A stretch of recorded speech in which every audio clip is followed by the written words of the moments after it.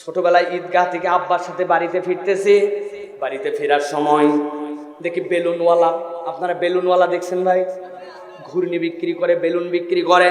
বেলুনওয়ালারা নিজের দোকানদারিকে প্রমোট করার জন্য বুদ্ধি করে, একটা বেলুন নেয়, নেওয়ার পর একটা বাঁশি উল্টা দিক করে লাগায় বেলুন মাথার দিকে দেয়, দিয়ে ফু দেওয়া শুরু করে মাথা দিয়ে।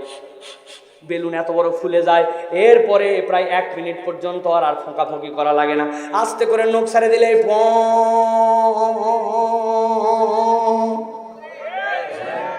ওই দোকানদারের কাছে একটা চশমা পাওয়া যায়, রঙিন চশমা, 2 টাকা দাম। আব্বাকে বলছে একটা চশমা কিনে দেওয়া লাগবে।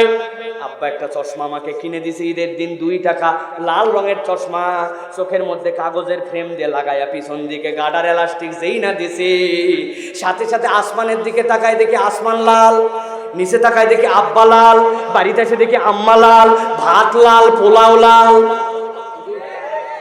বাড়িতে এসে লাল চশমার মজা শেষ, আম্মাকে বলছে আম্মা একটা হলুদ চশমা কিনে দেয়।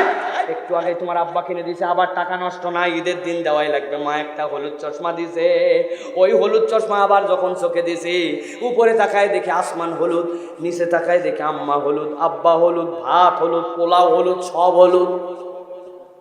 বুঝে থাকলে উত্তর দেন। আমার আব্বা কি লাল? আমার আম্মা কি হলুদ? আমার ভাত কি লাল?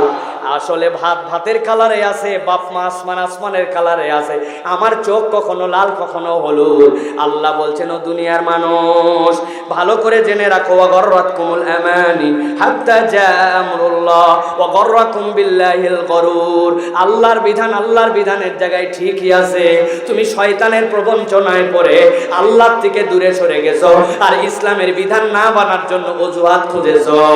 এটা সমস্যা আল্লাহর বিধানের নয়, সমস্যা তোমার অন্তরে।